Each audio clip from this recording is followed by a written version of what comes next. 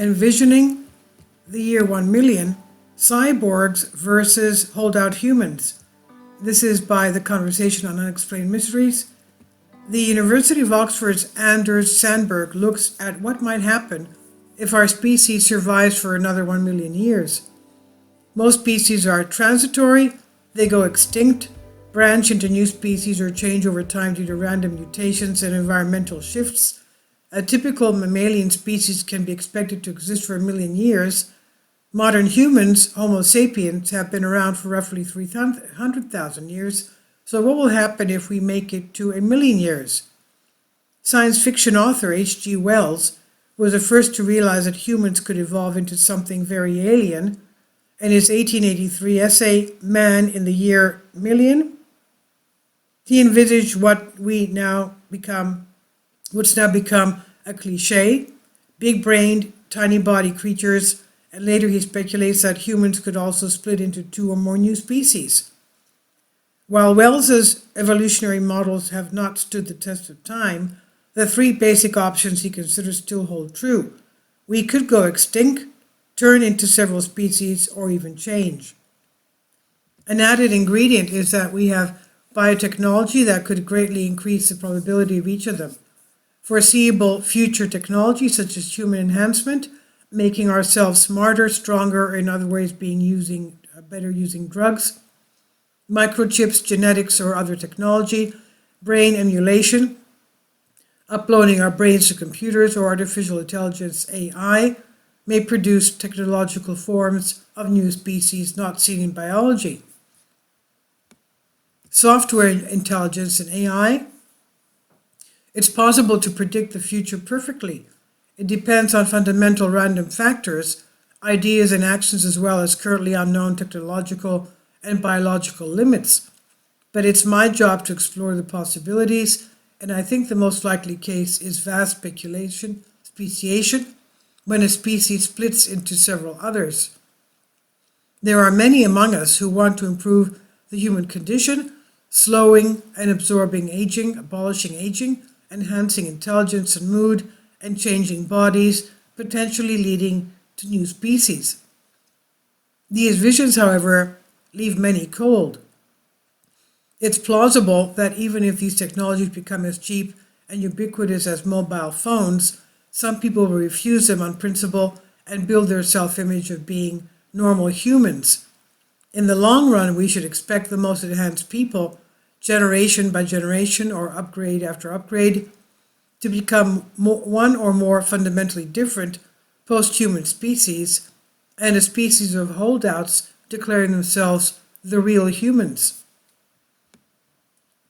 Through brain emulation, a speculative technology where one scans a brain at a cellular level and then reconstructs an equivalent neural network in a computer to create software intelligence, we could go even further. This is no mere speculation. It's leaving the animal kingdom for the mineral, or rather, software kingdom. There are many reasons some might want to do this, such as boosting chances of immortality by creating copies and backups, or easy travel by internet or radio in space. Software intelligence has other advantages too. It can be very resource efficient. A virtual being only needs energy from sunlight and some rock material to make microchips.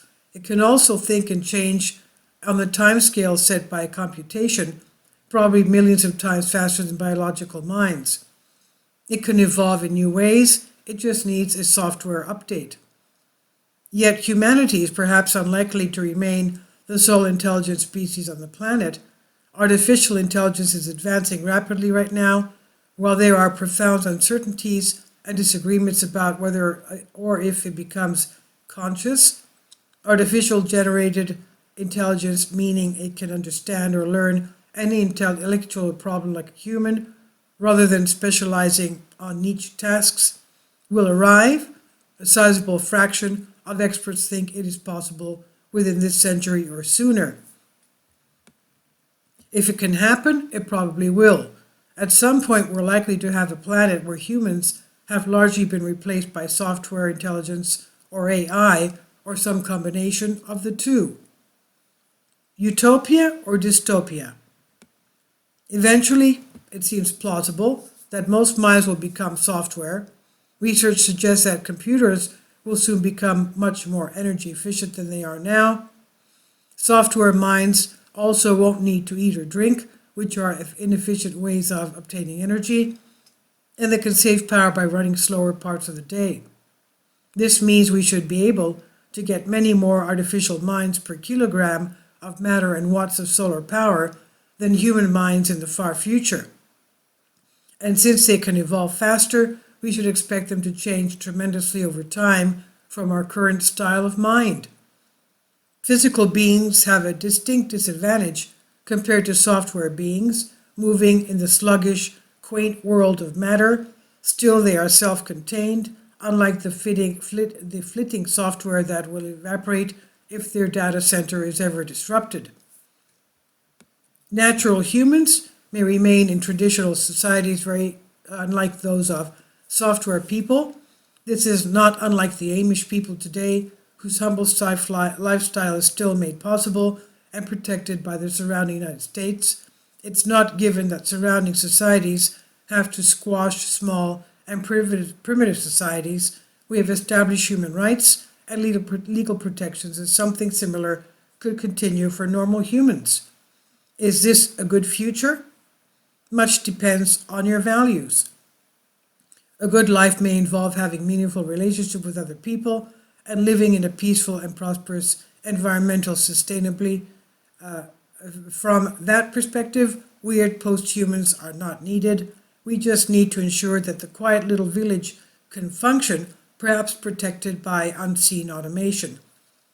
Some may value the human project, an unbroken chain from our Paleolithic ancestors to our future selves, but be open to progress. They would probably regard software people and AI as going too far, but be fine with humans evolving into strange new forms. Others would argue that what matters is freedom of self-expression and following your life goals.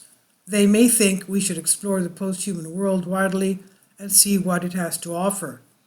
Others may value happiness, thinking, or other qualities that different entities hold and want futures that maximize these. Some may be uncertain, arguing we should hedge our bets by going down all paths to some extent. Dyson Spheres? Here's a prediction for the year 1,000,000. Some humans look more or less like us, but they are less numerous than they are now. Much of the surface is wilderness, turning into a rewilding zone since there is far less need for agriculture and cities.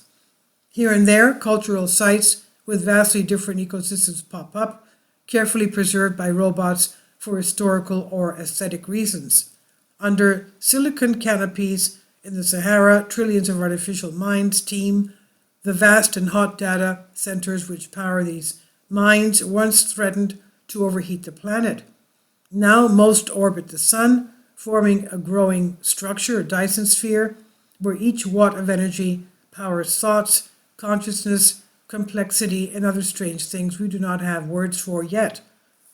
If biological humans go extinct, the most likely reason, apart from the obvious and immediate threats right now, is a lack of respect, tolerance, and binding contracts with other post-human species. Maybe a reason for us to start treating our own minorities better.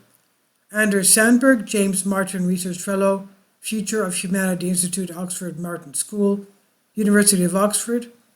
This article republished from The Conversation under Creative Commons, and this is on Unexplained Mysteries. Please leave your comments and thank you for your support. Kindly support my Patreon account. The daily posts are 5 videos daily, and they are totally different from what I have on my YouTube channel.